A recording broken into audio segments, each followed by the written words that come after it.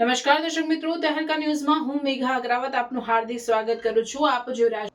ડાંગ જિલ્લામાં લીલો ઘાસચારો સમજી વાસ બંબુ ચરી ગયા સીપીએમ અધિકારી રમણ પટેલ ભૂખી પડ્યા પ્રાણીઓ.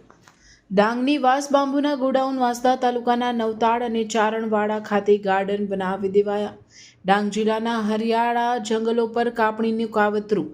સીપીએમ અને વન વિભાગની મિલીભગતથી જંગલી પ્રાણીઓ બેઘર.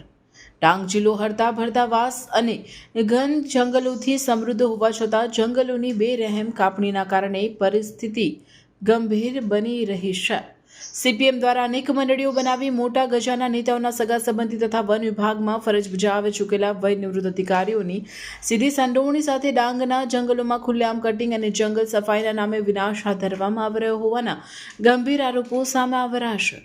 જંગલ કટિંગ અને સફાઈના કારણે જંગલી પ્રાણીઓ માટે ખોરાક અને રહેઠાણ સંપૂર્ણ રીતે નષ્ટ થતું જઈ રહ્યું છે.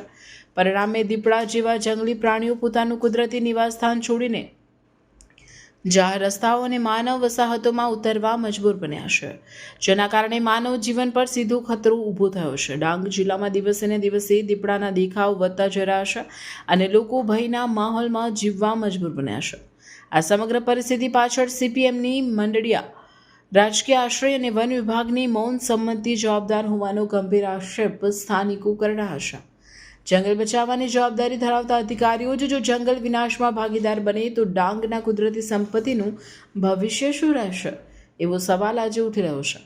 આ મામલે તાત્કાલિક ઉચ્ચ સ્તરીય અને નિષ્પક્ષ તપાસ કરવામાં આવે, ગેરકાયદેસર જંગલ કટિંગમાં સંડોવાયેલા તમામ લોકો સામે કડક કાર્યવાહી થાય તેમજ જંગલી પ્રાણીઓની સુરક્ષા અને પુનર્વસન માટે તાત્કાલિક યોજના અમલમાં મૂકવામાં આવે તેવી ઉગ્ર માંગ ઉઠી છે.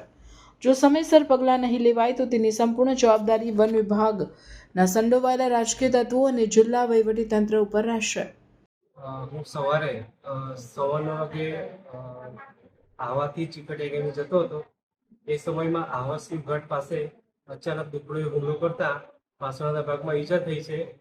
તો હું એ સમયમાં શિવઘાટ પાસે ઊભો રહીને ફોરેસ્ટ ડિપાર્ટમેન્ટને જાણ કરી અને એ લોકો સારવાર અર્થે મને આહવા શિવ ખાતે લઈ આવ્યા છે. રિપોર્ટર રમેશ મહાલા, ડાંગ.